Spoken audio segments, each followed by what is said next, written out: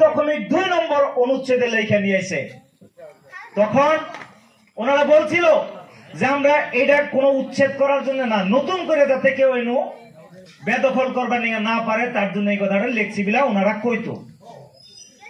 কিন্তু সময়ের গতি যখনই প্রমোদ বড়ুয়া সাহেব 12টা সিট পাওয়ার পরেও একমাত্র মাননীয় মুখ্যমন্ত্রী সাহেবের পায়ের দইরা এই বিটিসিতে বিজেপি সমর্থনে যে সরকার বানাইছে, এই সরকার বানানোর পরেই এই প্রমোদ বড়ুয়া সাহেব একটা ভয়ঙ্কর সিদ্ধান্ত নিয়েছে। এই সিদ্ধান্তটা কি? 2023 সনের জুন মাসের 12 তারিখ সন্ধ্যা 6টা বাজায়, একদম সব কথা আপনারা মনে রাখবেন, 2023 সনের জুন মাসের 12 তারিখ সন্ধ্যা 6টা বাজায় আসামের মাননীয় মুখ্যমন্ত্রী হিমন্ত বিশ্ব শর্মার কার্যালয়ে একটা বৈঠক অনুষ্ঠিত হয়। ওই বৈঠকে মন্ত্রী ইউজি ব্রহ্ম, বিটিসি প্রধান প্রমোদ বড়ুয়া, আসামের মাননীয় মুখ্যমন্ত্রী হিমন্ত বিশ্ব শর্মা সাহেব উপস্থিত থাকে, আর অনেক অফিসার তারা উপস্থিত থাকে। ওই মিটিং এ 7.2 উপর একটা প্রস্তাব নেয়। ওইখানে লেখে necessary measures should be taken to carry out regular eviction drive to make the government encroachment free as per gov norms. এইটার অর্থ হইল যে যাবতীয় ব্যবস্থা নিশ্চয় গ্রহণ করা হবে যারা এই সরকারি মাটিতে বসবাস করতেছে তা করে উচ্ছেদ করে সরকারি মাটি খালি করার জন্য।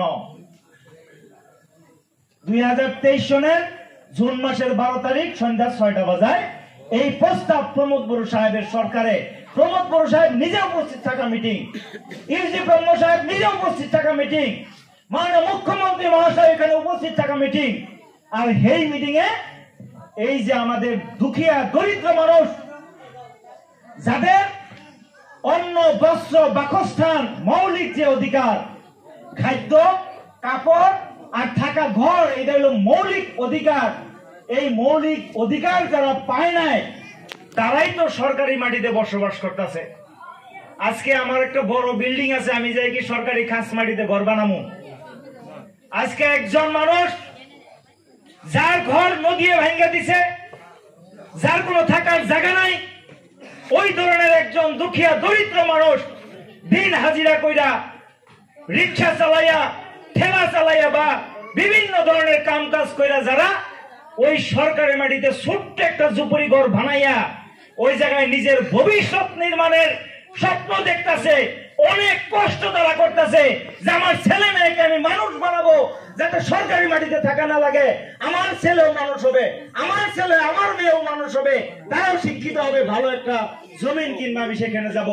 তার ঘরটা ভাঙ্গে দিয়া ওই ছেলে মেয়ের ভবিষ্যৎ অন্ধকার করে দেওয়ার যে ষড়যন্ত্র, কুটিল ষড়যন্ত্র এই প্রমোদ বড়ুয়া সাহেব, এই যে আসামের যে অন্যায় অত্যাচার, একই ধরনের অন্যায় অত্যাচার এই বিটিসিতে নামায় আনার কুটিল এবং গভীর ষড়যন্ত্রে লিপ্ত হয়েছে। শ্রদ্ধা রায়,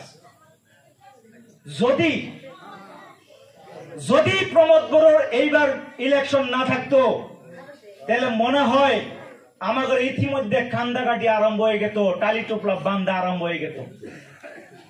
একমাত্র নির্বাচনের জন্য আরেকটা শব্দ আপনাদেরকে বলে যাই আমি, ইতিমধ্যে আপনারা জানেন একটা কথা ইউপিএল এর বহুত নেতা বন্ধুরা হবো আপনাদের বুকলে হেরে কব, আরে আমার কথাগুলো আপনারা একদম মনে রাখবেন, প্রয়োজনে রেকর্ডিং করে রাখেন। প্রমোদ বড়ুয়া সাহেব সরকারে আসার আগে 2012 সন একটা কেস হয় গুয়াহাটি হাইকোর্টে, প্রদ্যুৎ বরা নামের একজন ব্যক্তি কেস করে 78/2012।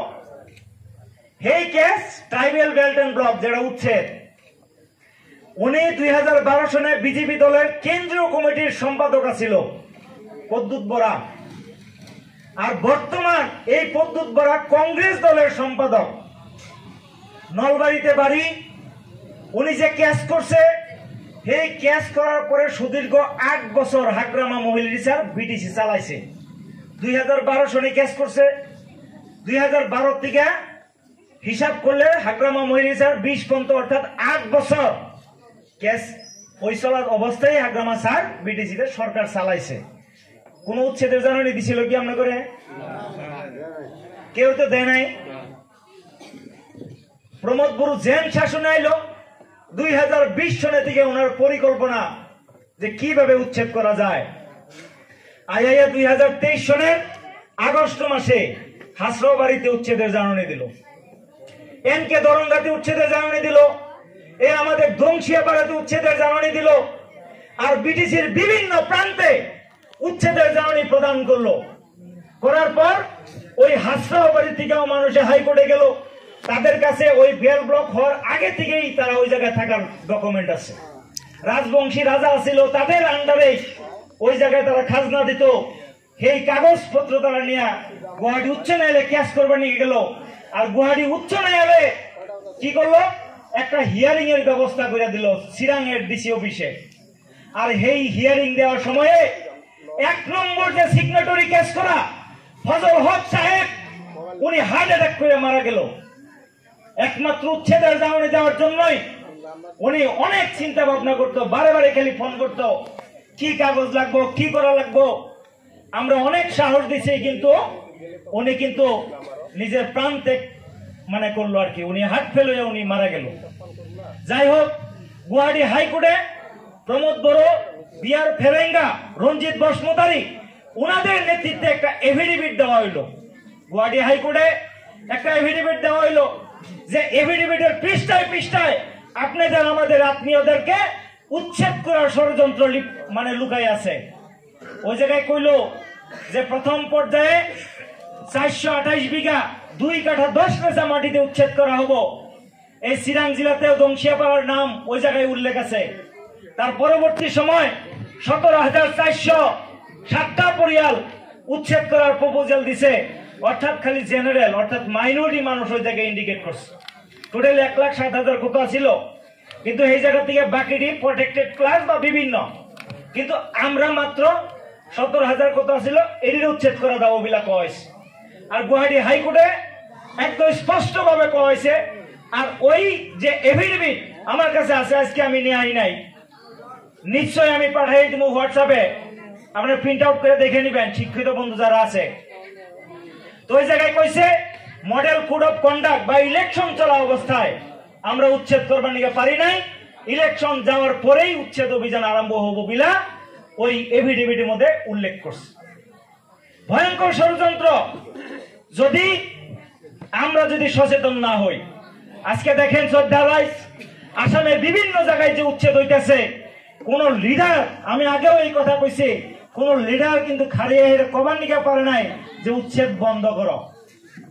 আর এই অভিযান যদি বিটিসিতে আহে তাহলে কি হবো।